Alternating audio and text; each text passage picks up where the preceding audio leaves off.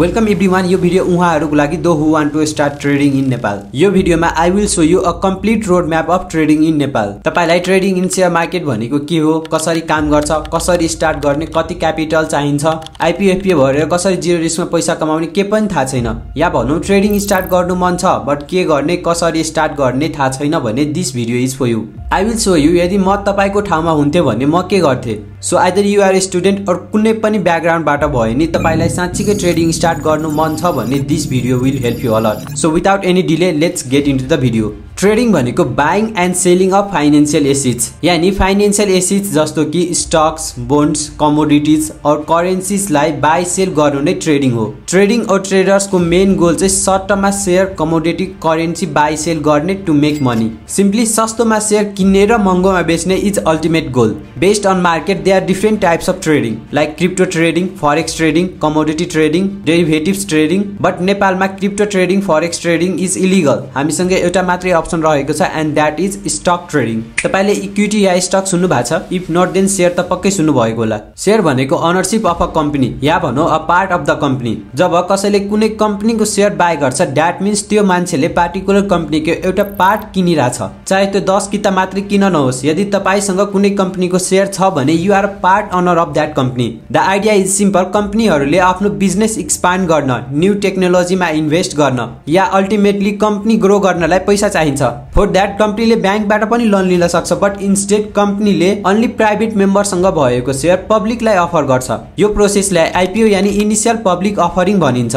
जब एउटा company stock मार्केटमा publicly listed हुन्छ त्यसपछि पब्लिकले त्यो कम्पनीको शेयर बाइ गरेर कम्पनीको स्टक होल्डर बन्छन्। शेयर मार्केट एउटा यस्तो प्लेटफर्म हो जहाँ व्यक्ति र संस्थाहरूले पब्लिकली लिस्टेड कम्पनीको शेयर बाइ सेल गर्छन्। यो स्टक मार्केटले कम्पनीहरूलाई पब्लिकबाट पैसा उठाउन हेल्प गर्छ या भनौं पब्लिकलाई डिफरेन्ट कम्पनीमा लगानी गर्न अपर्च्युनिटी प्रोभाइड गर्छ। मान्छेहरूले आफ्नो पैसा ग्रो गर्नलाई या डिभिडेन्डबाट पैसा कमाउनलाई कम्पनीमा इन्भेस्ट गर्छन्। यो एउटा यस्तो डिजिटल प्लेटफर्म हो जहाँ इन्भेस्टर्सले कम्पनीको performance, financial condition, demand supply, future potential जस्तो धेरै कुराहरू हेरेर कम्पनीमा लगानी गर्छन्। हामीले कुनै कम्पनीको शेयर बाइ गर्नु भनेको दुईटा रिजन हुन सक्छ, डिभिडेन्ड या क्यापिटल एप्रिसिएसन। डिभिडेन्ड भनेको कम्पनीको प्रॉफिटको एउटा पार्ट हो जसले कम्पनीको शेयर बाइ गरेर होल्ड गरेको हुन्छ। उनीहरूले क्वार्टरली या इयरली कम्पनीबाट डिभिडेन्ड पाउँछ बट सबै कम्पनीसँग डिभिडेन्ड दिने क्यापेसिटी हुँदैन। एन्ड क्यापिटल एप्रिसिएसन भनेको चाहिँ सस्तोमा शेयर बाइ गर्ने र महँगोमा बेच्ने मिन्स क्यापिटल गेन।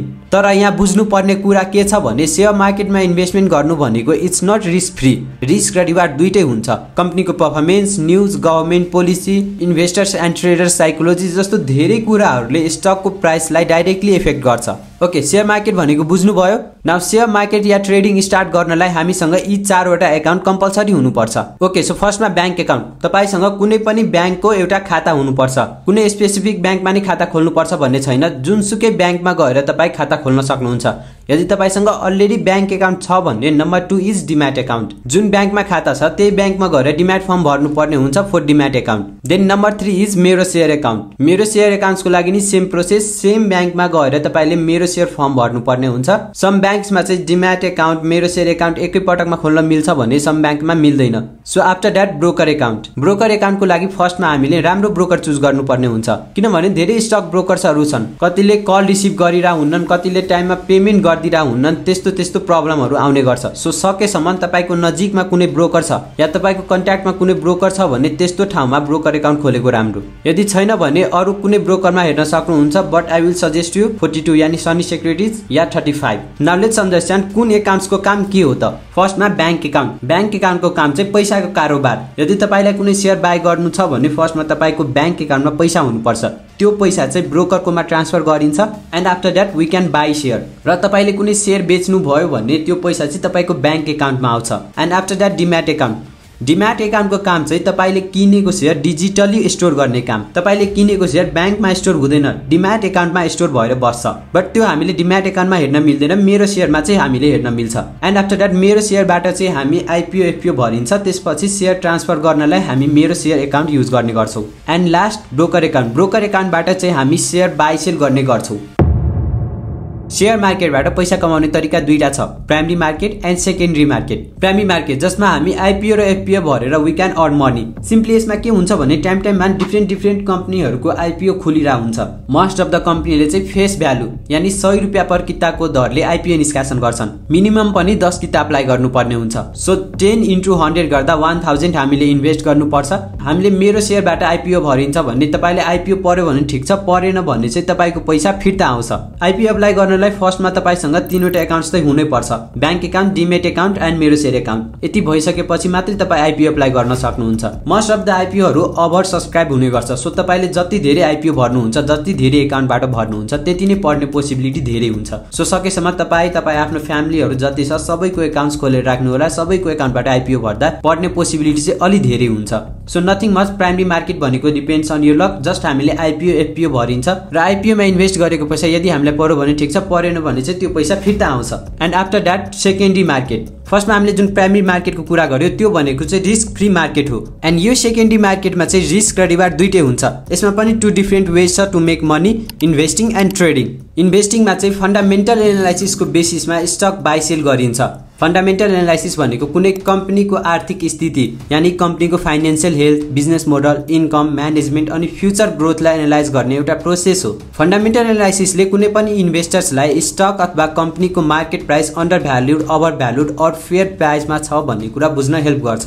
यो टेक्निकल एनालाइसिस जस्तो स्टकको प्राइस चार्ट मुभमेन्टमा हामी फोकस गर्छौँ त्यस्तो हुँदैन। फन्डामेन्टल एनालाइसिसमा चाहिँ कम्पनीको रियल भ्यालु पत्ता लगाइन्छ यानी actual performance and potential growth of the company. Basically कम्पनीको फाइनेन्शियल स्टेटमेन्ट हेर्नलाई 3 मेजर पार्ट हुन्छ, balance sheet, income statement and cash flow statement. In short, balance सिटले कम्पनीको एसेट्स एन्ड लायबिलिटिजलाई रिप्रेजेन्ट गर्छ। इन्कम स्टेटमेन्ट जसलाई हामी प्रॉफिट एन्ड लस स्टेटमेन्ट पनि भन्छौँ, यसले चाहिँ कम्पनीको इन्कम र एक्सपेन्सेसलाई रिप्रेजेन्ट गर्छ। And after that cash flow statement, यसले कम्पनीको एक्चुअल क्याश फ्लो यानी रियल लिक्विडिटीलाई रिप्रेजेन्ट गर्छ। त्यसैगरी अर्को फाइनेन्शियल रेसियोहरू हुन्छ like EPS, PE ratio, book value, price to book value, return on equity, debt to equity ratio जस्तो धेरै हुन्छ। इन्भेस्टमेन्ट इन शेयर मार्केट भनेको लङ टर्म प्लान हो। Long term means more than 1 year. हामीले फन्डामेन्टल एनालाइसिसको बेसिसमा कम्पनी सिलेक्ट गरिन्छ र त्यो कम्पनीमा चाहिँ 5 वर्ष, 10 वर्ष, 20 वर्षको लागि लगानी गरिन्छ। र इन्भेस्टमेन्ट गर्दै हुनुहुन्छ भने या इन्भेस्टमेन्ट गर्ने सोचिराख्नु भएको छ भने एउटा कुरा याद राख्नुस्, इन्भेस्टर्सले कहिले पनि सर्ट टर्ममा प्राइस मुभमेन्टलाई हेर्दैन। 1 दिन, 2-4 दिन, 1 महिना प्राइस घटे बढे पनि त्यस्तो प्राइस मुभमेन्टमा खासै फरक पर्दैन to investors. And after that trading in stock market. Trading भनेको चाहिँ सर्ट टर्ममा शेयर बाई सेल गर्ने प्रोसेस हो जसमा ट्रेडर्सले स्टकको करेन्ट प्राइस मुभमेन्टलाई एनालाइज गरेर ट्रेड प्लान गर्छन्। यो इन्भेस्टिङ जस्तो लङ टर्मसम्म होल्ड गर्ने कुरा होइन। जहाँ इन्भेस्टर्सले स्टक बाई गरेर 5 वर्ष, 10 वर्ष, 20 वर्षसम्म होल्ड गर्छन् भने ट्रेडर्सले चाहिँ जस्ट फ्यु डेज या विक अथवा मन्थमा चाहिँ ट्रेड सेटल गर्छन्। सिम्पली भन्नुपर्दा ट्रेडिङ चाहिँ स्टकको प्राइस मुभमेन्टलाई हेरेर टेक्निकल एनालाइसिस गरिन्छ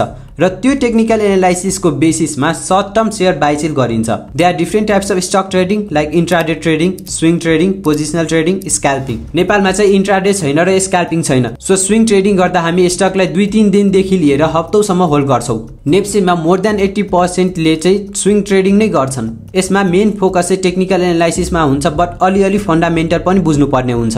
and after that positional trading, यो चाहिँ मिड टर्म ट्रेडिङ जस्तै हो। यसमा फन्डामेन्टल एन्ड टेक्निकल एनालाइसिस दुईटै हेरिन्छ। ट्रेडिङको सिम्पल बेसिक कुराहरू बुझिसकेपछि टेक्निकल एनालाइसिस बुझ्नुपर्ने हुन्छ। अब टेक्निकल एनालाइसिसमा धेरै कन्सेप्टहरू हुन्छ लाइक क्यान्डल स्टिकमा भयो single, double, triple candle pattern, morning star, evening star, 3 black रोज जस्तो धेरै चार्ट प्याटर्न्सहरू हुन्छ। After that price and volume, यो चाहिँ एकदमै इम्पोर्टेन्ट हुन्छ किनभने मार्केटमा ओन्ली 2 फ्याक्टर आर ओरिजिनल जुन चाहिँ मार्केटले हामीलाई दिएको छ, प्राइस एन्ड भोल्युम। अरू सबै यो प्राइस एन्ड भोल्युमबाट क्रिएट भएको टुल्सहरू हुन्। And after that market structure like up trend, down trend, sideways trend, then support and resistance, त्यसपछि indicators like MACD, Bollinger band, RSI, etc, then Fibonacci retracement and Fibonacci extension, breakout trading strategy, risk management, buying strategy, selling strategy, stock selection, trading psychology र यस्तो धेरै कुराहरू छ। यो सबै video तपाईँ step by step खोज्नुहुन्छ भने यु विल फाइन्ड एभ्रिथिङ। यदि तपाईँलाई यो सबै कुरा एकै ठाउँमा बिगनर फ्रेन्डली इन्भाइरोमेन्टमा सिक्नु मन छ भने हाम्रो वेबसाइट भिजिट गर्नुहोला। सिम्पली क्रोममा गएर magneticfinance.com भनेर सर्च गर्नुहोला। आफ्टर द्याट यस्तो इन्टरफेस आउँछ। सो फर्स्टमा चाहिँ हामीले साइन अप गर्नुपर्ने हुन्छ। ओके, यहाँ तपाईँले आफ्नो नाम, इमेल एड्रेस, आफ्नै पासवर्ड क्रिएट गर्नुहोला र कन्फर्म पासवर्ड गरेर यहाँ क्रिएट एकाउन्ट गर्नुहोला। आफ्टर द्याट स्क्रोल गर्दा यहाँ भ्यू अल कोर्सेसमा क्लिक गर्नुहोला and view detail after that यहाँ हेर्न सक्नुहुन्छ यसमा जम्मा 13 वटा लेक्चर्स रहेको छ जसको ड्युरेसन इज 200 मिनट प्लस, यानी 200 मिनट भन्दा धेरैको भिडियोहरू हुन्छ। यसमा चाहिँ तपाईले introduction to share market, accounts unit र कसरी एकाउन्ट ओपन गर्ने, way to earn from share मार्केटको डिटेलमा कुरा गरिएको छ। त्यसपछि आइपिओ एफपिओ को डिटेल कुरा गरिएको छ, कसरी एप्लाई गर्ने सबै कुराहरू गरिएको छ। And after that investment and fundamental एनालाइसिसको डिटेल कुराहरू, फन्डामेन्टल एनालाइसिसमा के हेर्नुपर्छ, फन्डामेन्टल एनालाइसिस भनेको के हो, कसरी फन्डामेन्टल एनालाइसिसको बेसिसमा स्टक सेलेक्ट गरिन्छ जस्तो धेरै कुराहरू यहाँ इन्भेस्टमेन्ट एन्ड फन्डामेन्टल एनालाइसिसको पार्टमा राखिएको छ। After that trading and technical एनालाइसिसमा चाहिँ धेरै टेक्निकल एनालाइसिसको टपिक्सहरू यहाँ राखिएको छ। यदि तपाईलाई यो कोर्स जोइन गर्नु मन छ भने इनरोल नाउमा क्लिक गर्नु होला। आफ्टर द्याट यस्तो ड्याशबोर्ड आउँछ। यो कोर्सको प्राइस यहाँ हेर्न सक्नुहुन्छ जस्ट 950 राखिएको छ। किन 950 मात्रै राखिएको छ भन्नुपर्दा यो कोर्स चाहिँ बेसिक टु इन्टरमिडिएट लेभलको लागि हो। मिन्स तपाईलाई शेयर मार्केट 0 देखि स्टार्ट गर्नु छ भने this is perfect course for you. Just 950 pay गरेर you can start trading journey from here. Simply यो स्क्यानरमा तपाईले पैसा सेन्ड गर्नुपर्ने हुन्छ। आफ्टर द्याट त्यो पेमेन्टको स्क्रिनशट चाहिँ यहाँ सेन्ड गर्नुपर्ने हुन्छ। यति भइसकेपछि केही टाइममा हाम्रो सिस्टमले यो सबै एप्रुभ गरिदिन्छ। देन यहाँ माई ड्याशबोर्डमा गएर यु क्यान एसेस अब beginner friendly online share market course. Okay, so यो भिडियो हामीले शेयर मार्केट भनेको के हो, कसरी काम गर्छ, शेयर मार्केटबाट कसरी पैसा कमाउने, आइपिओ को बेसिक कुराहरू, फन्डामेन्टल एन्ड इन्भेस्टमेन्टको बेसिक कुराहरू, त्यसपछि टेक्निकल एनालाइसिस कसरी स्टार्ट गर्ने भन्ने कुराहरू गरियो। Now you can start from here. तपाईले यो कोर्स बाई गरेर मात्रै सिक्न सक्नुहुन्छ भन्ने छैन। युट्युबमा सबै भिडियोहरू अभाइलेबल छ। जस्ट हामीले यो सबै कुरा एकै ठाउँमा कसरी बिगनर फ्रेन्डली इन्भाइरोमेन्टमा सिक्न सकिन्छ भन्ने त्यसैको लागि चाहिँ हामीले यो beginner friendly online share market course launch गरेका छौँ। सो यदि तपाईँ युट्युबमा भिडियोहरू हेरेर सिक्न सक्नुहुन्छ भने इट्स ओके। यदि होइन तपाईलाई स्टेप बाई स्टेप सिक्नु मन छ भने you can visit our website. Thank you for watching and see you in the next video.